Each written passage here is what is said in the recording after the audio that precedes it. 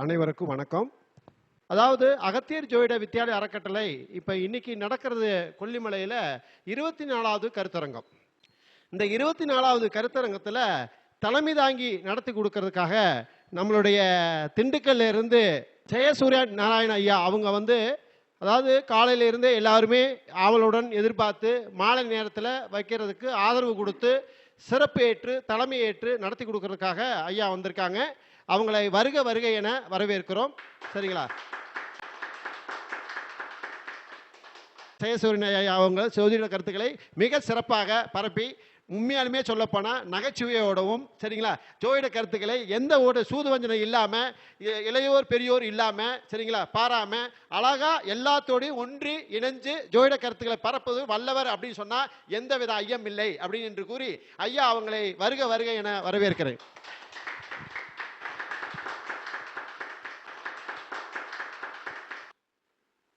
அழகில் சோதியன் அம்பலத்தில் ஆடுவான் மலர் சிலம்படி வாழ்த்தி வணங்குவோம். யூடியூப்பை பார்த்துக்கிட்டு இருக்கக்கூடிய ஆண் பெண் உள்ளிட்ட அனைவரையும் என்னுடைய வணக்கத்திற்குரிய மரியாதையை செலுத்துகிறேன். நிறைய பேர்களுக்கு இப்போ ஜோதிடம் ஒரு விழிப்புணர்வாக வந்துவிட்டது. ஜோதிடம் தெரிந்தவர்களும் வீட்டில் உள்ளவர்களும் தங்கள் ஜாதகத்தை வைத்து கொண்டு அவர்களே பார்க்குறாங்க. லக்னம் அதுலேருந்து 1வது வீடு அப்படின்னு பார்க்குறாங்க. அந்த அளவிற்கு சாதாரணமான ஒரு மனிதர்களை எல்லாம் ஜோதிட ஆர்வலர்களாக மாற்றியது யூடியூப். அதனால் என்னுடைய மாணவர்களாக இருந்தாலும் சரி, என்னுடைய சப்ஸ்கிரைபர்களாக இருந்தாலும் இப்போ நான் உங்களுக்கு சொல்லக்கூடிய ஒரு சின்ன சின்ன விஷயங்களை சொல்கிறேன். குறிப்பாக ஜோதிட குறிப்புகள் ஜோதிடர் கற்றுக்கிட்டு இருக்கக்கூடியவங்களுக்கு அது பேருதவியாக இருக்கும். அதனால தான் ஜோதிட கருத்தரங்கம் அப்படின்னு பேர் வச்சுருக்காங்க. இது ஒரு கருத்து பட்டறை. அதனால் அவரவர்களுடைய கருத்துக்களை சொல்லுவாங்க. அதனால் நான் இப்போ உங்களுக்கு சொல்லக்கூடிய விஷயங்களை சொல்லிக்கிட்டே போகிறேன். இப்போ பாருங்கள், ஒருத்தருக்கு ஜோசியராக ஆகிறார் அப்படின்னா கிரகம் சப்போர்ட் பண்ணலன்னா அவர் ஜோசியம் சொல்லவே முடியாது. அப்போ ஒரு கிரகம் என்றால் எண்ணங்களை வெளிப்படுத்துது. கிரகம் என்றால் அதற்குள் பல உறவுகள் உள்ளே இருக்கு. இதை நம்ம தெளிவாக தெரிஞ்சுக்கணும்.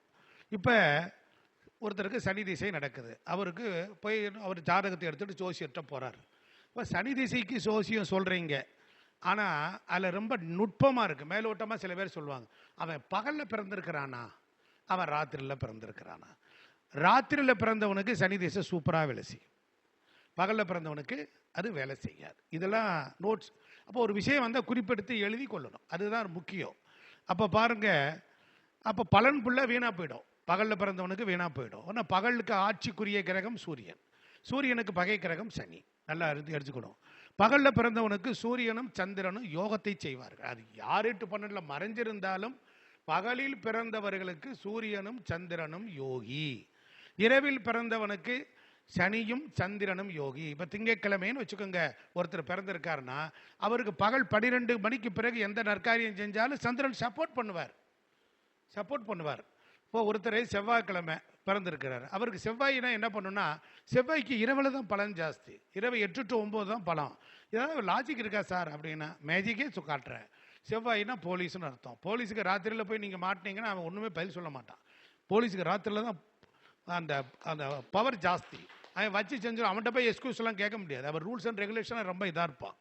அப்போ பகலில் பிறந்தவங்களுக்கு சூரிய திசை கெடுத்துக்கிட்டு தான் இருக்கும். சூரிய புத்தி, சூரிய திசை, சூரியன் சாரம் வாங்கினாலும் கூட ஒரு 1/4 பங்கு 1/2 பங்கு கெடுத்துக்கிட்டு. ஏன் சார் அப்படின்னு கேட்டால், பகலில் பிறந்த சூரிய திசைன்னு கொடுத்துக்கிட்டே இருக்கும். இரவில் பிறந்தவனுக்கு சூரிய திசை என்ன செய்யும்? கெடுத்துரும். இரவில் பிறந்தவனுக்கு சூரிய திசை கெடுத்துரும், பகலில் பிறந்தவனுக்கு கொடுத்துரும். ஏன்னா பகலுக்குரியவன், பகலில் தான் பிறந்திருக்கான். பகலுக்கு அதிபதி சூரியன், நல்லா புரிஞ்சுக்கணும். அதே போல் நைட்டில் பிறந்தவங்களுக்கு சூரிய திசை. ஒருத்தர் ராத்திரியில் பிறந்திருக்கிறார், அவருக்கு திசையெல்லாம் சூரிய திசை கடைசியில் வந்துட்டால் பரவாயில்ல, இல்லைன்னா அவர் வாழ்க்கையை முடிச்சு விட்டுரும். இப்படிப்பட்ட நுணுக்கம்லாம் இருக்குது, ஜோதிட நுணுக்கம்லாம் இருக்குது. அதுக்கப்புறம் பாருங்கள், இந்த பஞ்சபட்சி பார்ப்பாங்க. பஞ்சபட்சி சாஸ்திரம் ரொம்ப சிறப்பானதுங்க. அந்த பஞ்சபட்சி பார்க்குற பொழுது இரவில் பஞ்சபட்சி பார்க்குறவங்களுக்கு பட்சி செட் ஆகாது, ராத்திரியில் பிறந்தவனுக்கு பஞ்சபட்சி செட் ஆகாது. இதில் நம்ம தெரிஞ்சுக்கணும். அதே போல் ஞாயிற்றுக்கிழமை பிறந்தவங்களுக்கு அரசு பட்சி அவங்களுக்கு டயத்தை குறிச்சிங்கன்னா அதுவும் நடக்காது. ஏன்னா காரகோ பாவ நாஸ்தி. ஏன்னா ஞாயிறு என்பது சூரியனை குறிக்கிறது, அரசாட்சி என்பது சூரியனை குறிக்கக்கூடியது.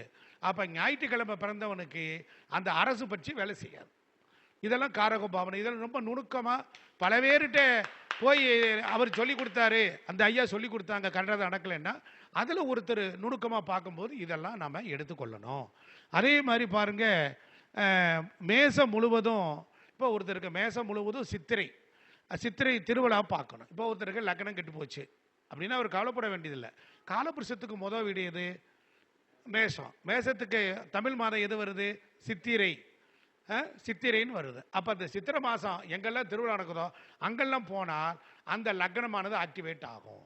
அப்போ லக்னம் கெட்டவங்க மதுரை மீனாட்சியை பிடித்து கொள்ளலாம். ஏன்னா சித்திரை திருவிழா தான் அங்கே முதல்ல 30 நாள் நடந்தது, அப்புறம் 20 நாள் இருந்தது, 16 ஆச்சு, இப்போ குறைஞ்சிக்கிட்டே வருது. அதே போல் குருவும் சனியின் சேர்க்கை இருந்ததா? மதுரை மீனாட்சி வழிபாடு குரு சனி சேர்க்கை இருந்தால் பித்திரு தோஷம். இந்த பாருங்க, அதெல்லாம் ஒன்றுமே கிடையாதுங்க. 1, 4, 7, 8 கேந்திரத்தில் சனி இருந்தால் காசி ஜாதகம் அப்படிலாம் கிடையாதுங்க. அப்படிலாம் கிடையவே கிடையாது. தயவு செய்து மக்களை பயமுடுத்துகிற மாதிரியான ஜோதிடம் ஒரு பொழுதும் வாழ்ந்ததில்லை. காசியில் இருக்கிறவனுக்கு லக்னத்துக்கு 1, 4, 7, 10 சனி இருக்கலாமே இருப்பானா? அவன் எங்கே போவான்? நீங்கள் எப்போவுமே ஒரு விஷயத்தை அறிவார்ந்து சிந்திக்க வேண்டும். அதுக்காக நான் மற்ற ஜோசியர்கள்லாம் குறை சொல்லலை, அவர்கள் அவ்வளோதான். ஆனால் நீங்கள் பொறுத்தளவில் 1, 4, 7, 10 கர்மானா 1 ஜாதகர், 4 என்பது வீடு வண்டி வாகனம் சொத்து சுகம் தாயார், 7 என்பது களத்திர வெளி உலக தொடர்பு மனைவி மக்கள், 10 என்பது ஜீவன கர்மம். 1, 4, 7, 10 தான் கேந்திரம். கேந்திரத்தில் ஏதாவது ஒரு கிரகம் இருக்கணும். சனி இருந்தால் என்ன செய்ய போறார்? மெதுவாக வேலை செய்ய போறார். சனி அவர் கொடுப்பார், லேட்டாக கொடுப்பார், அவ்வளோதான். ஆனால் கொடுக்காம போகவே மாட்டார். அதே மாதிரி பாருங்க, லக்னம் பலப்படணும்னா நான் ஒருக்கனே சொல்லியிருக்கேன், சித்திரை மாதம் போயிருங்க. லக்னம் பலப்படணும்னா உங்கள் லக்னாதிபதி எந்த நட்சத்திரம் இருக்காரோ அந்த அன்னைக்கு நீங்கள் மதுரைக்கு போயிட்டு வாங்க, கண்டிப்பாக சக்ஸஸ் ஆயிடுவார். இதெல்லாம் ரொம்ப சிம்பிளான விஷயம். இப்போ ஒருவன் மாலை 6 மணிக்கு, ஒருத்தர் 6 மணிலேருந்து 6:30 மணிக்குள்ளர ஒருத்தர் பிறந்திருக்கிறார். ஆனால் அவருக்கு 8ஆம் இடம் கெட்டுவிட்டால் என்ன ஆகும்? பெரும்பாலும் அற்பாயில் இறந்தவங்க ஜாதகத்தில் ஆராய்ச்சி பண்ணால் அவங்களாம் அற்பாயில் அந்த மாலை 6லேருந்து 6:30 பிறந்தவனுக்கு 8ஆம் இடம் ஸ்ட்ராங்காக இருக்கணும். இல்லை 8 கெட்டு போயிடுச்சுன்னு வச்சுக்கோங்க. அற்ப ஆயில்னு சொல்கிறீங்களே, இதுக்கு என்ன லாஜிக் இருக்கான்னு கேட்கணும். அப்போ அதுக்கு என்ன செய்யணும்? இந்த மாலை 6 மணிக்கு தான் நரசிம்ம நேரம்னு உண்டு. இரண்யகசிபை வதம் பண்ணின நேரம் நல்லா கவனிச்சுக்கணும். அந்த இரண்யகசிபை குடலை உருவி கொன்ன நேரம் அந்த நேரம் தான். அதனால அந்த நேரத்தில் உள்ளவனுக்கு அற்ப ஆயில போகக்கூடிய வாய்ப்பு உண்டு. இப்போ பாருங்க, சுவாதி நட்சத்திரத்தில் ஒன்றுக்கும் மேற்பட்ட ஒரு பாவிகள் இருந்தாங்கன்னு வச்சுக்கோங்க, அவனுக்கு காத்தாடி இறைகள் தூக்கிலிடுவான்னு ஒரு பழமொழியே உண்டு. காத்தாடி இறைகள், இதை ஃபேனில் தூக்கு போட்டு சாகிறவன் இதெல்லாம் பண்ணுவான். அதே இது சுவாதி நட்சத்திரத்தில் ஒருத்தன் ஆணோ பெண்ணோ பிறந்தா குளிச்சுக்கிட்டே இருப்பான். ஒரு நாளைக்கு 3 குளியல் 4 குளியல்னா பாருங்க, நீங்கள் யார்ட்டா கேட்டு பாருங்க, ஆமாம் சார் நான் ரொம்ப குளிச்சுக்கிட்டே தான் இருப்பேன் அப்படிம்பாங்க. அப்போ அதே போல் சுவாதி தேனி. அப்போ தேன் பாருங்க, பறக்கும் போது தான் இறக்கையை அடிச்சுக்கிட்டு அப்படியே பறக்கும். அதனால தான் ஃபேனுன்னு கொண்டுட்டு வந்தோம், அது காற்று ராசியில் இருக்கிறனால. அப்போ தேனி, அப்போ லாஜிக் மேஜிக் வந்துருச்சா பாருங்க. அதே மாதிரி தான் அது ரெக்கை, அதுதான் ஃபேனுக்கு உண்டான இறக்கை அப்படின்னு நம்ம கணக்கெடுக்கிறோம். இப்போ உயரமான இடத்துலேருந்து ஒருத்தன் கீழே விழுகிறான்னு வச்சுக்கோங்க, அது சுவாதி. உயரமான இடத்துல தான் தேனி தேன் கூடு கட்டுது. நல்லா பாருங்க, சுவாதி நட்சத்திரம் துலா ராசிக்காரன்ட்ட எடுத்துக்கிட்டீங்கன்னா, நீ முத சம்பாதிச்ச பணத்தை அடுத்தவன் எவன்ட்ட ஏமாந்துட்டானா களவாடிட்டானான்னு கேட்டீங்கன்னா ஆமாங்கம்மா. அதுக்கப்புறம் மேலே என்ன பண்ண, நீ வேற ஊருக்கு போய் சம்பாரிச்சு சொத்து சேர்த்தியானா கரெக்டும்மா. எப்படி சார் சொல்றீங்க? இதுக்கு ஏதாவது ஜோசியர்கள் நாங்கள் நீங்கள் உங்களை மாதிரி சொல்லணும், லாஜிக் கொடுங்க அப்படின்னா இந்தாங்க மேஜிக். இப்போ தேனி இருக்கு, உயரமான இடத்துல தான் கூடு கட்டுது. கூடு கட்டி முடிச்ச உடனே என்ன செய்யும்? அடுத்தவன் நோண்டி எடுத்துட்டு போயிடுதா? அப்புறமேல அடுத்துட்டு இப்போ என்ன செய்யும்? அந்த தேன் கூட எடுத்து யாரும் வராத இடத்துல கொண்டு போய் கட்டிடும், மனிதர்கள் வராத இடத்துல கொண்டு போய் கட்டிடுது. இதுதான் ரகசியம். அப்போ ஒரு இடத்தில் சுவாதி ஒரு இடத்தில் தோற்று செல்வத்தை இழந்து சொத்தை இழந்து அதற்கப்புறம் வெளியில போவது. அப்ப அந்த தேனியின் தன்மை குணங்கள் அவைகள் வாழ்வின் அர்த்தங்களை தெரிந்து நாம ஜோதிடர்கள் பலன் சொல்லணும். இப்படி சொன்னா மட்டும்தான் இனிமேல் வருங்காலத்தில் நிற்க முடியும். இப்போ நீங்கள் ஒன்று சொன்ன ஜாதகர் கேட்குறார், ஜாதகம் பார்க்க வர்றாங்க, அவங்களுக்கு நீங்கள் ஒரு விளக்கம் சொன்னால் போதும். சுவாதியா துளாராசியில் இருக்கா, உங்களுக்கு ஒரு ஹிரண்ய கோளாறு வந்துச்சா, குடலில் பொறுத்தளவில் மலக்குடலில் பிரச்சனை வந்துச்சா அப்படின்னு கேட்டிங்கன்னா ஆமாம்பா. ஏன்னா இரண்ய கசிப்பு, இங்கே டாக்டர் வச்சிருக்கிற நோய்க்கு பேர் ஹிரண்யா. அவன் குடலை கிழிச்சிருக்கிறான். நல்லா கவனிச்சிங்களா? புராணம் சரித்திரம் எவ்வளவு அற்புதமாக வந்து ஜோதிடத்தோடு இணைஞ்சிருக்கு. அதனால தான் சொன்னாங்க அந்த காலத்தில், புராணங்களும் ஜோதிடத்தினுடைய வெளிப்பாடு, வேதங்களும் உபனிஷத்துக்களும் ரா மெட்டீரியல். அதை வந்து ஒரு கிரகம் எப்படி மனித கதாபாத்திரம் தாங்கும் அப்படிங்கிறதுக்கு புராணங்களை வச்சுருக்கான். 18 புராணங்களை வச்சான். இல்லை நம்ம நாடு முட்டாள் நாடெல்லாம் ஒன்றும் கிடையாது, நல்லா புரிஞ்சுக்கணும். 18 புராணங்கள்னு வச்சிருக்கிறான். இந்த 18 என்பது எதை குறிக்கிறது? பிரம்மாண்டத்தை தருகிறது. 18 என்பது எந்த வீடு, என்ன நம்பர்? அது ராகு. ராகு என்பது பிரம்மாண்டம். அதனால தான் சுவாதியில் கொண்டாந்து வச்சிருக்கிறான். நல்லா புரிஞ்சுங்களா? அப்போ எல்லாத்துக்குமே உண்மை இருக்குங்க. இந்த உண்மையை தொட்டு காட்டாமலேயே நிறைய ஜோசியர்கள் பலன் சொல்கிறான். பலன் சொல்லி நீங்கள் அசத்தனா மட்டும்தான் உங்ககிட்ட கூட்டம் வரும். எடுத்த உடனே 4 கோடி நெட்டில் போயிட்டா நீங்கள் இந்த கோயிலுக்கு போங்கன்னா அவங்க எனக்கு என்ன நடந்ததுன்னு அவர் சொல்லவே இல்லை. அவர் காசையும் வாங்கிக்கிட்டு கோயிலுக்கு போய் சொன்னார்னா எப்படி கூட்டம் வரும்? வரவே வராது. அதனால இப்போ பாருங்க, சுவாதினா தேன் மெழுகு. இந்த மெழுகுவர்த்தி வழிபாடு பண்ணுறவங்களாம் பாருங்க மாற்று மரத்தை சார்ந்தவங்களா இருப்பாங்க. புரியுதுங்களா? தேன்ல இருந்து தேன் மெழுகு வருதா? வருது. அப்போ கிறிஸ்டின்ஸ் என்ன பண்ணுவாங்க? மெழுகுவர்த்தி ஏற்றி தான் பிரார்த்தனை பண்ணுவாங்க. உண்மைதானே? நல்லா இருக்க. இரண்யகசிபு நானே கடவுள்னு சொன்னான். ஹரி கடவுள் இல்லை, நான் தான் கடவுள்னு சொன்னானா இல்லையா? அங்க குரு இருந்தாரா இல்லையா? அந்த குரு விசாகம் 3ல் இருந்தார் இல்லையா? அப்ப குரு என்பவர் காலபுருஷத்துக்கு 9 கூடியவர். அவர் 7ஆம் இடத்துல நட்சத்திரமா வந்திருக்கார். உடைவட்டி 8ஆம் இடத்துக்கு போனார். அப்ப இங்க இந்த இடத்துல என்னன்னா 9 என்கிற தெய்வம் நல்லா கவனிக்கணும். 5 என்கிற குலதெய்வம் அங்க 7ல் நீச்சமாகுது. ஏன் நீச்சமாகுது? இரண்யகசிப்பு என்கிற ஒருவனுடைய சரித்திரத்தினால, நரசிங்கமூர்த்தி அவதாரத்தில் இது வருது.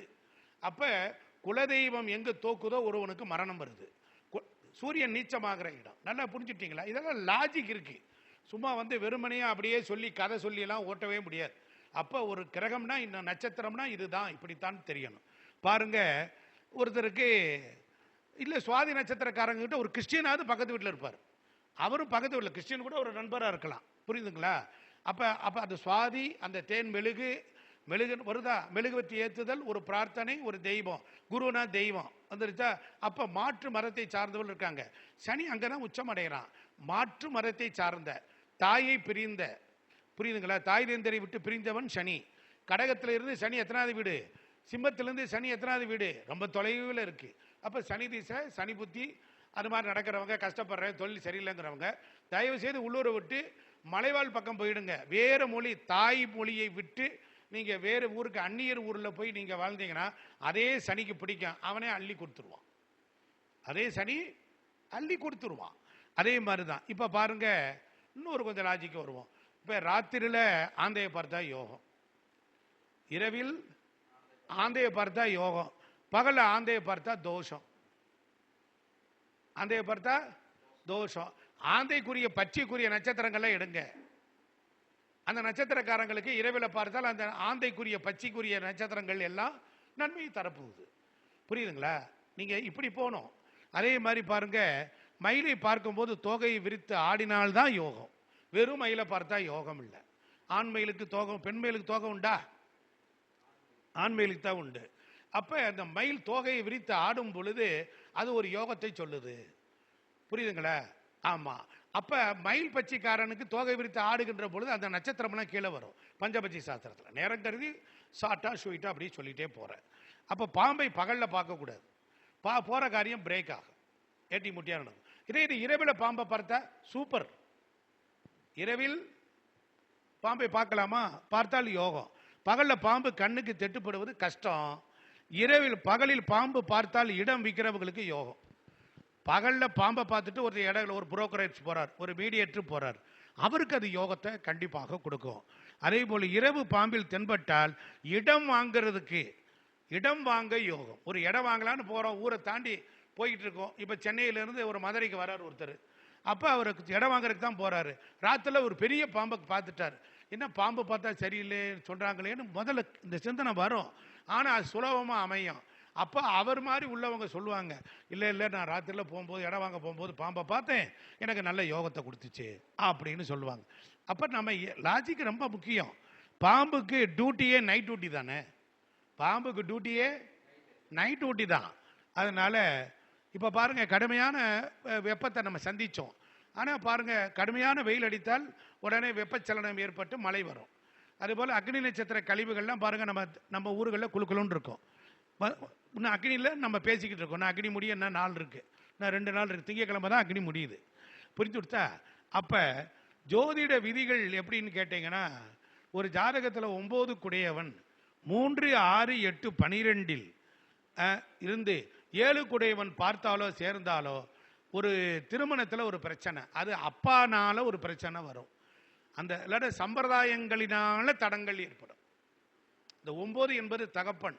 அப்ப 3, 6, 8, 12 7 குடையவன் பார்த்தால் 9 குடையவன் 3, 6, 8, 12 இருந்து அதை 7 குடையவன் பார்த்தால் திருமணத்தில் ஒரு சம்பிரதாயத்தில் சண்டை வர்ற, கல்யாணத்தில் சண்டை வர்ற பிரச்சனைகள் உள்ள ஜாதகம்லாம் பாருங்க, இதெல்லாம் இப்படித்தான் இருக்கும். அப்பாவே பிரச்சனையை பண்ணிட்டாரு அப்படின்னாரு. அல்லது 2வது தொடர்பினால், 2வது லிங்க் தொடர்பு தெரிந்து சில பேருக்கு திருமணம் தடங்கள் ஆகும். இவர் ஏற்கனவே ஒரு பெண்ணை தொட்டு இது மாதிரி பண்ணியிருக்காரு, அவருக்கு எப்படி அப்படி அந்த நேரத்தில் வந்து வெளிப்படுத்திடும். புரியுதுங்களா? அப்போ பாவக இணைப்பு என்பது முக்கியம். ஜோதிடத்தில் பாவகத்தை இணைக்க வேண்டும். அப்போ ஒரு கிரகம் மறைந்திருந்து, நல்ல கவனிங்க, ஒரு கிரகம் மறைந்திருந்து இருக்கும்போது எது அந்த வீட்டை பார்க்குதோ அது மறைவுக்கு அதுதான் காரணம்னு நாம புரிஞ்சுக்கணும். இதை தெரிஞ்சிங்கன்னா நீங்க விதிகளை ஈஸியா எடுக்கலாம். அப்ப ஒரு ஜாதகத்தில் உதாரணம், 4 குடையவன் 8க்கு போயிட்டான், 4 குடையவன் 8க்கு போயிட்டான், 9 குடையவன் பார்க்கிறான் என்றால் வீடு மனை என்கிற விஷயத்தில் தந்தை ஒத்துழைப்பு இல்லைன்னு அர்த்தம். புரியுதுங்களா? இப்படி நிறைய சிக்கலான ஜாதகங்கள், திருமண தடங்கல்கள், குழந்தை பேரு தடங்கல்கள்லாம் ரொம்ப அழகா பார்க்கலாம். இப்படி இல்லைன்னா வீடு மனை வாங்கிய பிறகு அப்பாவுக்கு ஒரு கண்டம் வந்திருக்கும், அப்பாவுக்கு எப்படி வேணாலும் நடக்கலாம். அப்போ ஒரு கிரகம் மறைஞ்சு கூட யாரு கூட இருக்காருன்னு பார்க்கணும், யாரு பார்க்கறாருன்னு பார்க்கணும். அதுதான் அதுக்கு ரீசன், காரணம். இப்படி நிறைய விஷயங்கள்லாம் இருக்கு.